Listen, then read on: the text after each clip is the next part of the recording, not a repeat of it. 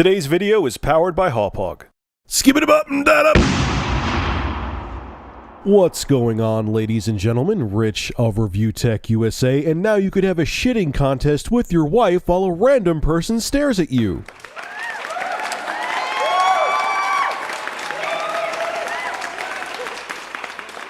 So today's shout out goes to Epic Chocolate Gaming. He sent me a link to today's article where an EA senior engineer calls the Wii U crap. Literally. I'm not, trying to sensationalize it. He called it crap. Here's what his tweet about the Wii U had to say. His first one, the Wii U is crap. See, I told you he didn't beat around the bush with that one. Less powerful than Xbox 360, poor online store, weird tablet. Nintendo are walking dead at this point. He also goes on to say on Twitter, Nintendo are still operating like it's 1990. I agree with that somewhat. They should have done a Sega and offered Mario/Zelda as PS4 Durango exclusives. Yeah, I'll get into that later. He then goes on to say, instead they make this awful console and this, just stop it, just make great games. It is an utterly intentional decision to focus our resources on markets which actually matter, like mobile and Gen 4. And one more thing he said, Nintendo platforms have always been very poor revenue-wise for third parties, only Mario and Zelda make money. This is such an interesting situation for so many reasons. Didn't EA know, they went on stage on E3 2011 and they were all but dry humping Shigeru Miyamoto, and how they were going to be, strong partners with Nintendo, and I'm sure they had the dev kits back then. You didn't know it was crap back then, EA? I'm scratching my head with that one. Now, the thing where he goes that Nintendo still runs like it's 1990, I gotta say that there is some truth to that, man. Nintendo still thinks that their name is going to sell their product. There should have been that must-have Wii U exclusive when the system launched. I talked about that in a 20-minute video before. I'm not going there again, but yeah, he's right. Nintendo, you have stiff competition now. It isn't like it was back in 89, 90 when, you only had Sega, and Sega really only gave you a run for your money with the Genesis, and you still outperformed them. It's much different now. Your audience has matured too, and they're not just looking to play, Super Mario 47. They're looking for other experiences on top of what you have to offer. Nintendo, you have great games. I'm not, knocking your games.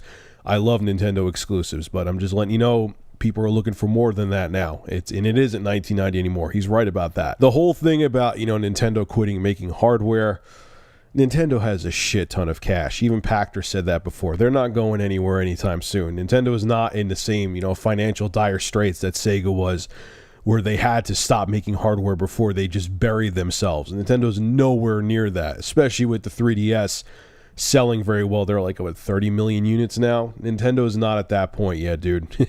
They're nowhere near what Sega was when the Dreamcast started to flounder, so can't even compare the two. And this is where I think most of this is coming from. And his last tweet kind of revealed how what's really making EA, kind of change their mind on the Wii U. Is that they don't feel they can make money on it. Third-party games don't make money on Nintendo platforms. And there's truth to that, too. It's kind of honestly been that way since the Nintendo 64. If you think back, I remember when the Nintendo 64 came out, everyone was all psyched about all these different games, including Square making Final Fantasy VII, and nothing came to fruition. And that was mostly because of the hardware limitations with the cartridges, but it happened again with the GameCube because it was, even though it was an optical based medium, it was because you could only fit a gig of storage on those discs, and that made third party developers, and the Wii U and the GameCube, just didn't sell that well.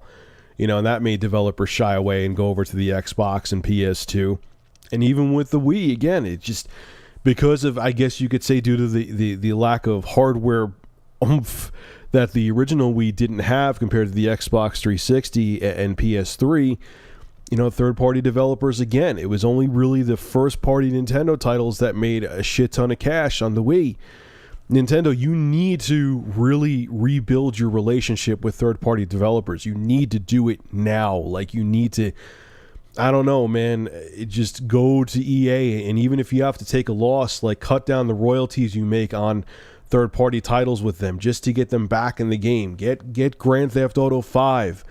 I don't think it is coming to the Wii U, but get Grand Theft Auto 5 on the Wii U, man. You got to do what you got to do to not only let developers know they could sell, but to let consumers know, hey, if I buy a Wii U, I'll get those great third-party games. It'll be interesting. It's also going to be, time's also going to tell, too. I understand that on paper, the specs of the PS4 look to be a gigantic leap over the Wii U.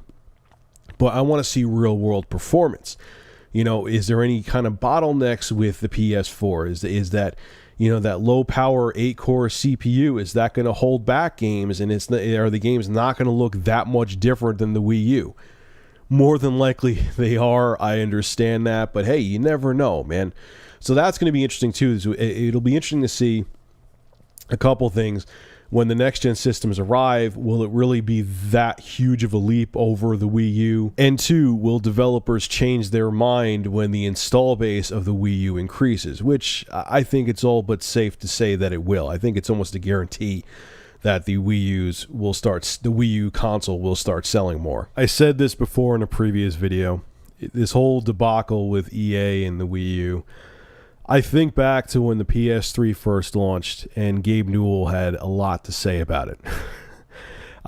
He went on to he was even bold enough to say that Sony should have apologized to its consumers for the PS3. They should make a new system and say that was a mistake. We apologize to you.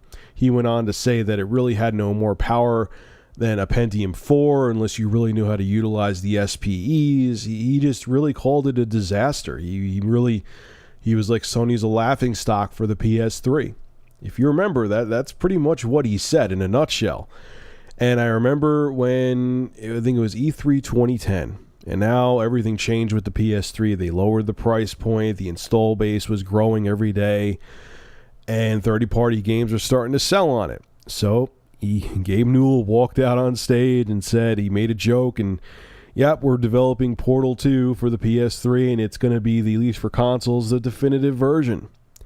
Yeah, it's funny how money talks. So a couple years from now, or even a year from now, things could change between EA and Nintendo. Let's see. So anyway, folks, make sure to rate, comment, favorite, and subscribe. And if you have an interesting news story you would like me to discuss, private message me with a link via YouTube. And if I use your news article, I will give you a shout out in the video and feature your YouTube channel in the description. Have a good one.